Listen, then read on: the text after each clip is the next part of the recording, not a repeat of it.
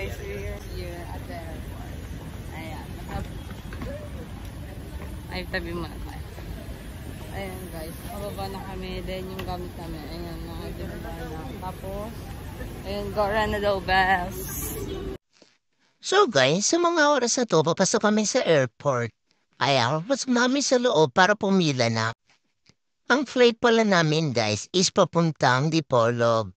Tapos pagbaba namin Dipolog, meron susundo sa amin para makapunta kami Osamis Occidental. So ayun guys, samahan nyo kami sa aming flight papunta ng Dipolog. So ayun, let's go! Ayun guys, dito kami sa, ano tawag dito? So check-in? Check-in na na. Check-in na na. Ayun, check-in daw. Check-in. Ayun. Total baggage na ba? Gagawin? Ilan sa atin? At sa mga oras na to, sa flight namin, 6 sa amin ay ang 7 kilo.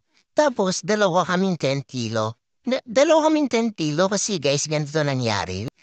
Yung 6 sa amin ay nauna magpa-ticket. Tapos kaming 2, nahuli kami. Kaya ayun, malaki yung total baggage namin. Kaya ang ginawa namin, may sumobra isang maleta sa amin. So ang ginawa namin, 40-40 kami sa isang maleta na laman.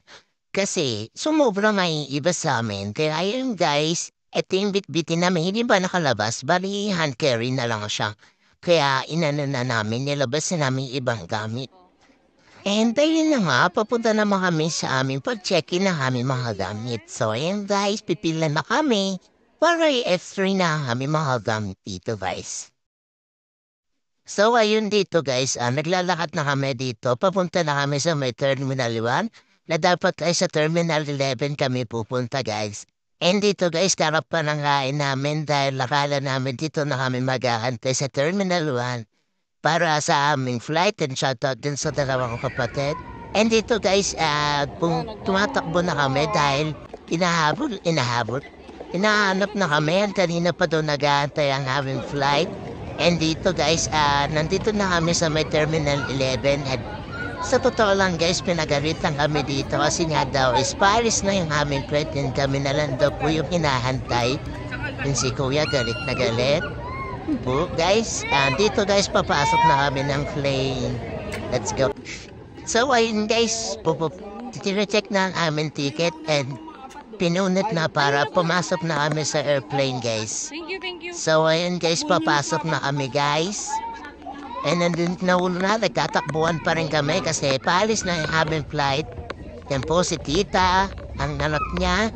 And dito guys, umiiyak talaga si Ethan kasi nga di niya alam kung ano na nangyayari. Basta umiiyak si Ethan dyan yung uwa. So ayun guys, napapasok na rin kami sa aming plane. Ito na ang aming first time plane guys para sa mga viewers natin guys. First time namin itong sasakay ng aeroplano guys. And dito guys, iyak pa rin po ng iyak si Ethan.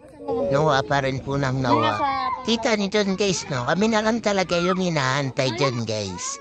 Si Ethan iyak ng iyak. And kina-check ulit ng mga aming ticket para dito sa aming mga upuan. So, ang sikip nyo talaga dyan guys kasi nalaan ng mga maleta. So, ayun guys. Nakasakay na po kami sa airplane. So, ngayon mag-iintay na lang kami na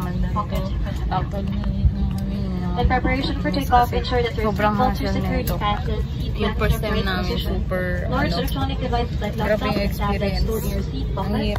Window shades pero open siguro, and para sa susunod, hindi na ganun. Ayan.